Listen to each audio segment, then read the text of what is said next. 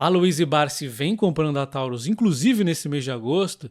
Então vamos ver o que esperar dessa empresa em termos de investimentos, de dividendos. Será que a empresa está barata? A gente começa dando uma olhada bem rapidinho nos múltiplos, mas na verdade a gente vai tentar entender para onde vão esses múltiplos. Porque PL, PVP, Dividend Yield é só uma foto do que acabou de acontecer, né? A gente tem que entender para onde vai isso. A empresa teve alguns períodos difíceis no passado, então é ruim a gente olhar o histórico de PL, mas de qualquer forma, 6 de PL é um PL interessante. O PVP no momento está em 1,79, assim como disse, né, um período aqui difícil da empresa no passado é complicado comparar, inclusive com PVPs negativos em alguns momentos. Mas, com a queda nas ações, o PVP deu uma queda considerável também. Fazendo o valor intrínseco de Graham nos mostrar uma margem de 43%. Agora a gente tem que entender para onde vai esse PL.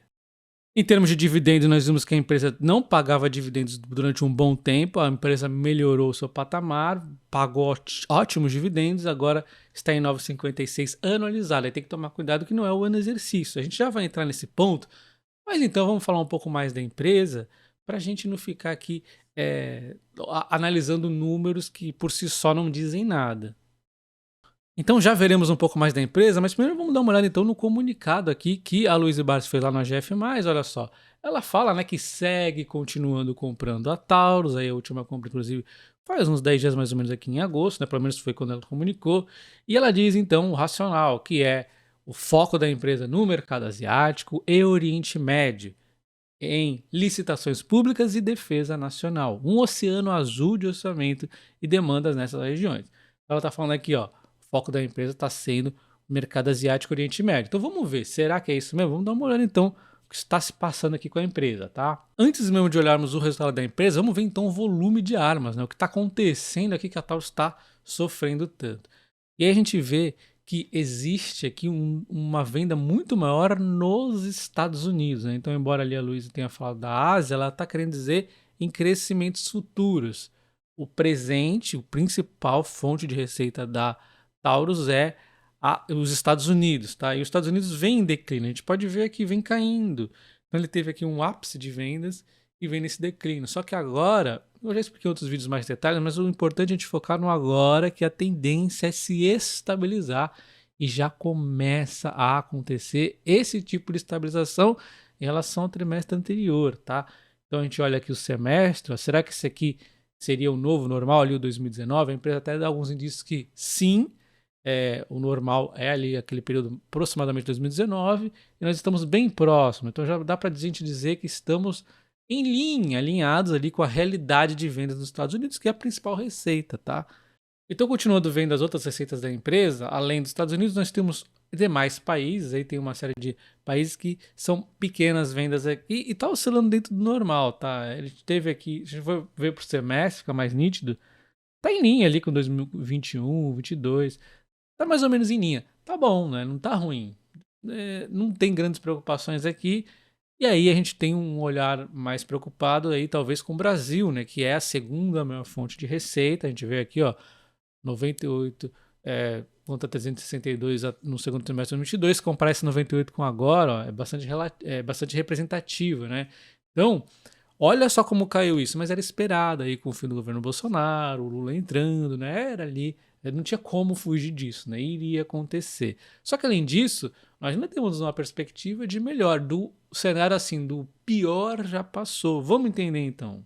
No mercado brasileiro, faltava regulamentação no decreto 11.366, publicado logo no início ali de 2023, quando o Lula entrou, e que manteve as vendas retraídas durante todo o primeiro semestre de 2023. Então esse 2023 aqui está amplamente impactado por esse decreto e as incertezas. Foi apenas em 21 de julho de 2023, já no terceiro trimestre, que o novo decreto foi publicado. Com o fim da insegurança jurídica, a empresa tinha dito que estava atenta a isso e ela realmente precisava dessa maior clareza. Então, ela fala aqui, a Taurus retoma seu planejamento estratégico considerando as novas diretrizes estabelecidas, principalmente no que diz respeito aos calibres permitidos. Então, isso aqui eu estou de prova para dizer que a empresa já tinha comunicado que estava atenta a esse decreto e agora ela falou, ó, saiu, agora a gente vai atuar nisso. Então, nada de surpresa aqui, tá? Ela tá fazendo exatamente o combinado. Quem demorou muito aí foi o governo, mas tudo bem. Então a gente tem aqui uma perspectiva de quê? De fundo aqui no Brasil, né? Provavelmente teremos um aumento, mas não vamos chegar àqueles topos que estávamos lá no passado, né? E quando acompanhamos a principal fonte de receita da Taurus, que é os Estados Unidos, a Taurus nos diz então que a tendência é mais estabilidade. Vamos dar uma olhada então aqui nas vendas dela, a gente já viu que é, na verdade, uma estabilidade, depois de uma queda muito forte, uma estabilidade. Enquanto, em termos de intenção de vendas, né, ou intenção de compras do pessoal lá dos Estados Unidos, também nós tivemos uma queda dos topos, ou esse topo aqui fez vendas na sequência em topos também.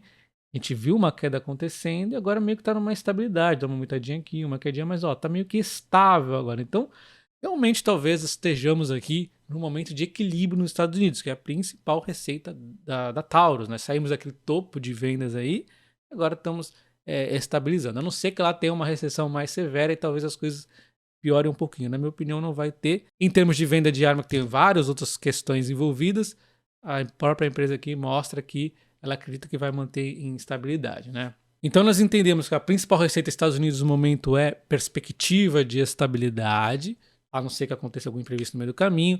Brasil, perspectiva de atingirmos o fundo do poço, vamos melhorar um pouquinho, mas não vamos atingir aquele topo de antes. E demais países ali, dá uma osciladinha, não tem muita preocupação ali. E nós temos a avenida de crescimento da Taurus, que é a Ásia ali, né? Índia, tá, Oriente Médio. Vamos ver então o que a empresa fala em relação a isso. Então eles falam aqui que seguem mapeando, né? Tem mais de 80 milhões de dólares em negócios potenciais ao redor do mundo, com destaque para o Oriente Médio e a África, tá? Então, África e Oriente Médio estão no foco aqui da Taurus. Adicionalmente a isso, nós temos a Índia, que aí todo mundo já sabe, né, onde tem ali andamento da licitação de 425 mil fuzis, gigantesca essa licitação, né? Além de outras licitações de menor volume, a nível de forças policiais e paramilitares, que no médio prazo envolve negócios estimados em mais de 30 milhões, né? Então, tem muita coisa aqui na Índia. E na Arábia Saudita, então, ela destaca que ela firmou um memorando de entendimento com a Scopa Defense Trading, que ela é uma empresa bastante representativa nessa questão aí, e nos primeiros 12 meses serão realizados estudos de criação de joint venture e o plano de negócios. Durante esse período, a Scopa Defense Trading já passará a atuar como agente de negócio e distribuidora da Taurus para explorar oportunidades com forças policiais e militares em toda a região do CCG, né, lá do Golfo. Então elas vão estar, a Scopo já vai estar aqui, ó, fazendo, né, uma prospecção de vendas. Basicamente é isso, né? E depois, de repente, se a joint venture dá muito certo, pode ser um caminho interessante aqui de um novo crescimento para a Taurus, né? Então a Taurus complementa que aqui na Arábia ela possui o quinto maior orçamento de defesa do mundo e planeja até 2030 ter 50% de seus investimentos militares com origem em empresas locais. Então a Arábia é uma fonte de crescimento, Índia é uma fonte de crescimento. Ela diz também que está olhando aqui a África, mas ela não detalha muito. Então a gente fica aí de repente esperando alguma novidade surgir, né? E aí, então, a gente tem, beleza, onde ela vai crescer e o que ela está investindo agora, já em termos de tecnologia e tudo mais. Ela fala aqui que, em termos de investimentos, nosso direcionamento é para tecnologia de produtos, processos, materiais e equipamentos. E nas próprias apresentações que a empresa faz, ela sempre apresenta um novo produto, uma nova evolução, né? Então, ela segue fazendo isso aqui. Aliás, isso aqui que foi o início do turnaround dela, né? Foi esse investimento aqui na eficiência dela, né? Buscar fazer um produto de melhor custo-benefício possível aí, bons produtos a preços diferenciados, é isso que ela busca fazer. E agora importante, deixa nos comentários se vocês gostam dos vídeos onde eu me debruço mais no storytelling das empresas, né, onde a gente faz todo esse caminho do que a empresa faz, para onde ela vai, né? Ou se vocês gostam mais de entrar ali fortemente nos números, tá? O que você gosta mais? Deixa nos comentários para eu saber. Eu sou de exatas, mas para mim, para ser sincero, eu gosto mais desses vídeos storytelling, né? Contando a história aqui da empresa. Enfim, voltando então agora dando uma olhadinha nos números. Estou começando a olhar a receita aqui, é queda, né, em relação ao ano passado e até uma aumentadinha em relação ao trimestre anterior.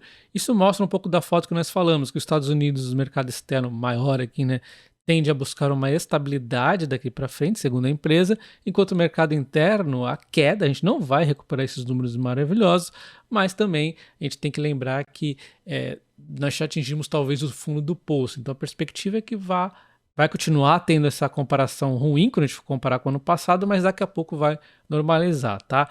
E aí a gente vê então os demais números, nada aqui que preocupe muito, o lucro acabou então caindo, né, em relação ao ano passado, mas aumentando em relação ao trimestre anterior. A gente vê o EBITDA também na mesma questão, aqui aumentando 25 em relação ao trimestre anterior, mas despencando em relação ao ano passado.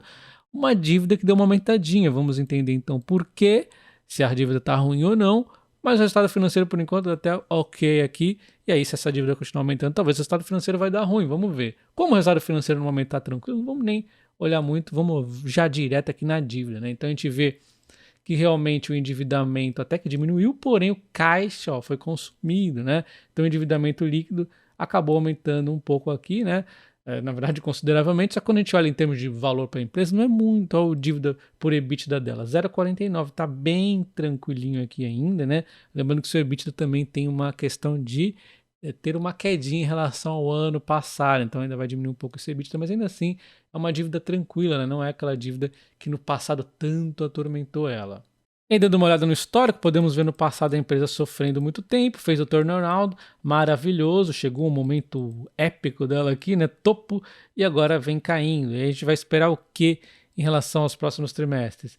Realmente, quando a gente comparar aqui com o ano passado, ainda vamos ter mais queda nos resultados à frente. Porém, na minha opinião, até possa aumentar um pouquinho aqui o lucro em relação aos trimestres de 2023, continuar nessa pegadinha de aumentar aqui, mas menores do que 2022. Então, o anual, analisado o PL, os números aqui vão piorar um pouco, né, para depois irem crescendo gradativamente. Não se esqueça de todo o mercado da Ásia, lá onde é fonte de crescimento, a coisa vai melhorar mais lá para frente, tá?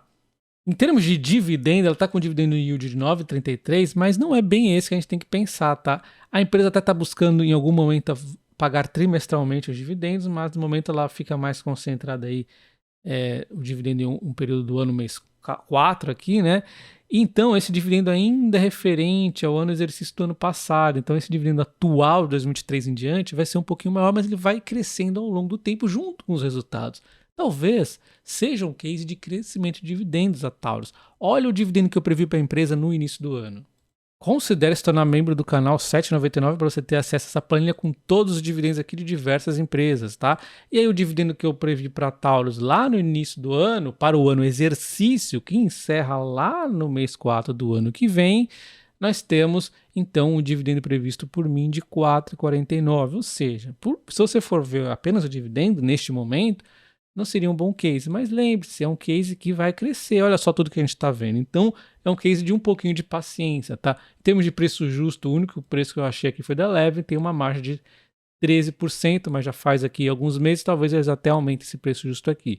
E os dividendos, como eu disse, estão para se definir trimestral, mas ainda não é neste momento trimestral, tá? Quando observamos o case da Taurus, é uma disparada no turnaround, uma queda exagerada, uma recuperação parcial e uma lateralização meio que ainda no fundo, né? Deste topo até o momento, ainda tem cerca de 40% de queda. E quando a gente olha no último ano, a empresa vem em queda de 10,7%, deu uma queda um pouquinho mais forte, recuperou um pouquinho aqui e vem lateralizando, né?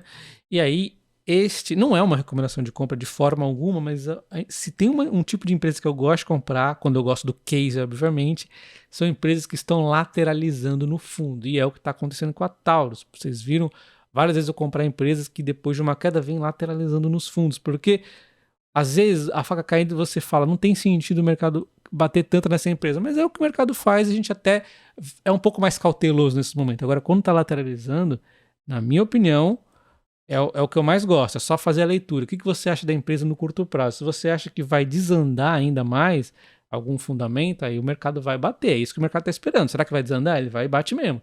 Se você acha que o curto prazo tende a ser mais positivo, o longo prazo muito positivo, aí talvez faça sentido porque essa empresa vai subir. Não é recomendação de compra, mas eu gosto de empresas que estão nesse momento de lateralização. Um abraço e até o próximo. Valeu!